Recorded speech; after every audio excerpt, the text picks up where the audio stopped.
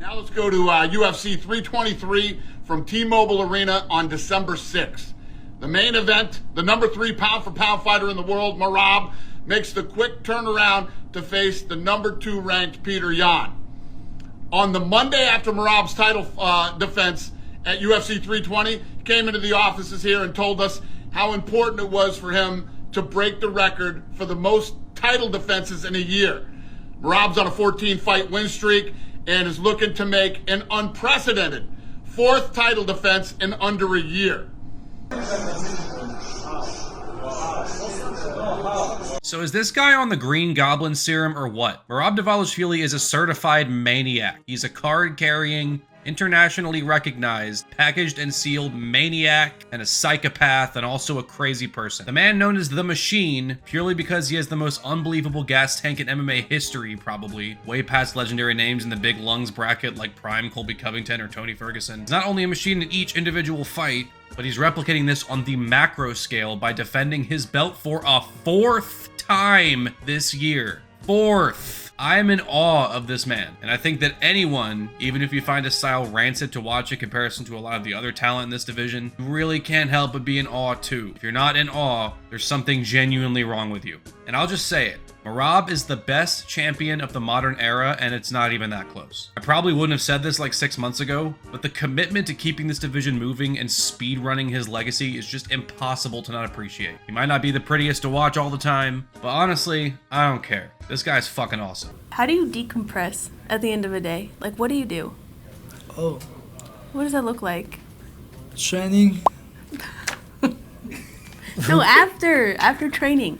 Oh, How do you decompress? How do you Ah, calm your nervous system and like relax at the end of the day? Like, how do you wind down and go to sleep? How do you? It's okay. So he goes in there against Sean O'Malley last year in September at the Sphere card, and while the fight odds were definitely in his favor, his standing with the fan base and Dana White certainly were not. The month prior to this, Bilal Muhammad took the belt off of Edwards, and yeah, Leon was pretty goddamn boring as a champ in his own right, but it's pretty amusing picturing Dana smashing his head into a medicine cabinet due to this outcome, because he did not want this at all, which is precisely why they took so long to book the damn thing. The top brass did not want that. And so in this case, a month later, Dana and most of the fan base at large were kind of dreading this matchup going in. Now, people definitely hated Merab when he smudged Aldo to a boring-ass decision and sent him into retirement for a couple years. But I think he won back some fan acceptance by 50-45ing Petr Yan and tossing Henry Cejudo around like a sock full of marbles. But even still, I think everyone had a pretty good idea of how this one was gonna go. We can clown Sugar Sean all day, but it's not rocket science to suggest that he's probably the most exciting champ we've had at 135 in like 5 years. But we all knew that no matter how sharpened his takedown defense was, it did not seem likely that he was going to be able to hold back this Georgian avalanche. And yeah. Let's be real, this was kind of a bummer when it happened. Especially since the fight was not exciting, like, at all. It was pretty beige, to be honest. I don't think people were all that pumped about his title reign going forward. But then we skip ahead 4 months. In his first defense against Umar Nurmagomedov, where going in, I think the majority of people were picking him to be the kryptonite necessary to bring down this foul beast. But boy, were we all wrong. Because while it was pretty competitive early on, Merab just did his fucking thing, man. Pretty soundly beating Umar on the scorecards. He proved that night that Georgian wrestling stacks up pretty well against Dagestani wrestling, at least when you have the lungs of this freak anyway. But then, he accepts the very unnecessary rematch to Sean O'Malley 5 months later, which was not great news. I think most of us just expected it to be the same fight as the first one. This was truly a puzzling bit of matchmaking, not just because O'Malley was not a long-running champion and did nothing in the interim of these 2 fights to deserve another crack at it, but because the first fight was so fucking boring that no one really gave a shit about seeing it ran back. The only explanation for making this fight that makes sense is that the UFC clearly wanted Sean to knock Merab out in the second go-round and then just never give him the trilogy. And then they could put Merab in a box and lock it and then send him careening off a waterfall somewhere. Merab stifled those plans by not just winning, by getting in O'Malley's face, dominating the entire octagon with his pressure and getting his first submission win in the 3rd round. It was not close. It wasn't competitive, nothing up to interpretation. Merab was just light years ahead of even how he was the year prior, not even a full year. And what people began to notice with the Umar fight and with this one is how improved his striking appeared to be. So on top of the ridiculous cardio and the chain wrestling, now he was rounding things out in his skill set to include submissions and also half decent striking. Are you fucking kidding me? And then 4 months after that, Mr. Maniac Psycho Man comes back against Corey Sandhagen. And at this point, we were done counting Merab out. From the outset, I think people expected Corey to get kind of folded. And not to discredit him at all, Sandhagen is sick, but it just seemed impossible to deal with the incessant pace unless you were allowed to bring a literal gun in the octagon. Or maybe if you had a bomb strapped to your chest, you could just take the both of you out. He definitely deserved the shot, and it made sense. I don't think there was any hype going in, really, at all. But this fight ended up surprising us in a few ways, because first of all, Sandhagen actually did pretty well early on, better than most people ever had, but also because Merab further proved his improved striking game by peppering Sandhagen with combinations and almost knocking him out in the 2nd round. The first few rounds, anyway, were actually exciting, surprisingly. But the fight did kind of slow down towards the end and went to the judges, where Merab got another defense under his belt. And so yeah, I think at this point, people are pretty on board with Merab on top. May not be as flashy as Sugar Sean or quite as promotable, but his sheer determination and love for the sport is infectious. And he's more than won people over, Dana White included. What did you make of Merab's performance? Pretty impressive against Corey. So I found Merab on Looking for a Fight, and literally Matt Serra told me that night, this guy's going to be one of your greatest champions ever. It took me a while to see it, and a lot of other people, I think. Everybody always doubts him.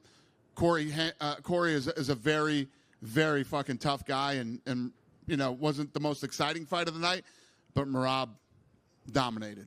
So 3 defenses in 1 year is pretty gnarly. Take it easy, champ. Rest up. Enjoy Christmas. Let the contenders fight amongst themselves. See you next year, good sir.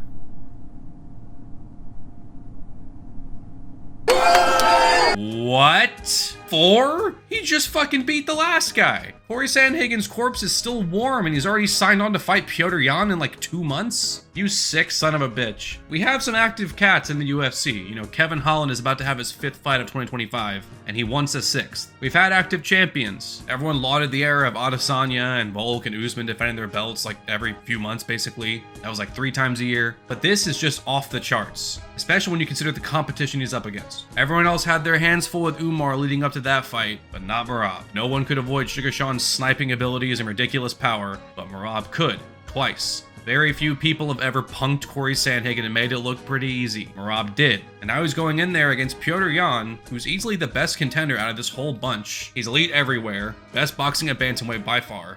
And this is a rematch where the last time they duked it out, Yan got dumpstered on. Merab absolutely does not have to do this. He could wait for the Paramount era and get some R&R, but he just wants to do it because he can. Then after Figgy's not that exciting bounce back win over Montel Jackson, Merab was watching very closely, he was tweeting out about it, basically saying, I got my eye on you, let's duke it out in the cage. He's cleaned out this division already to the point where there's basically nothing to be done but rematches where we have a good idea of what the outcome will be. So I honestly wouldn't be surprised if they just say fuck it and let Figgy get in there for old time's sake, off of 1 win. Merab doesn't care who it is. He wants all of the smoke. And what's to stop him from doing this next year? I don't know if it would even be possible since he's defending in December this year, but who fucking knows, man. He's the best champion that we have right now. I don't care if he wrestle fucks people. This activity deserves praise. I think Pantoja, Volk, and Pereira have proven to be awesome champs in their own right in terms of activity and taking on a who's who. JDM and Aspinall are still fresh champs, only time will tell. And Topuria and Chimaev are both awesome,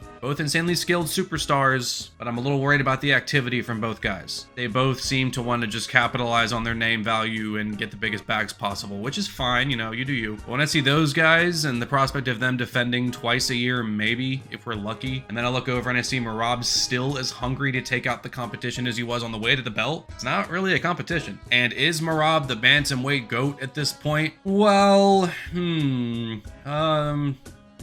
yes. Fucking duh. Dominic Cruz is always like the default answer because the belt just changed hands so many times over the years that it was kind of hard to pick one. But I think at this point, Merab's resume is just undeniable. Jose Aldo, Petr Yan, Henry Cejudo, Sean O'Malley twice, Umar Nurmagomedov, Corey Sandhagen. That's fucking stupid. That's a stupid resume right there. Merab is the bantamweight GOAT at this point, and if you disagree with me, I have a handful of sand right here that I will blow in your eyeballs.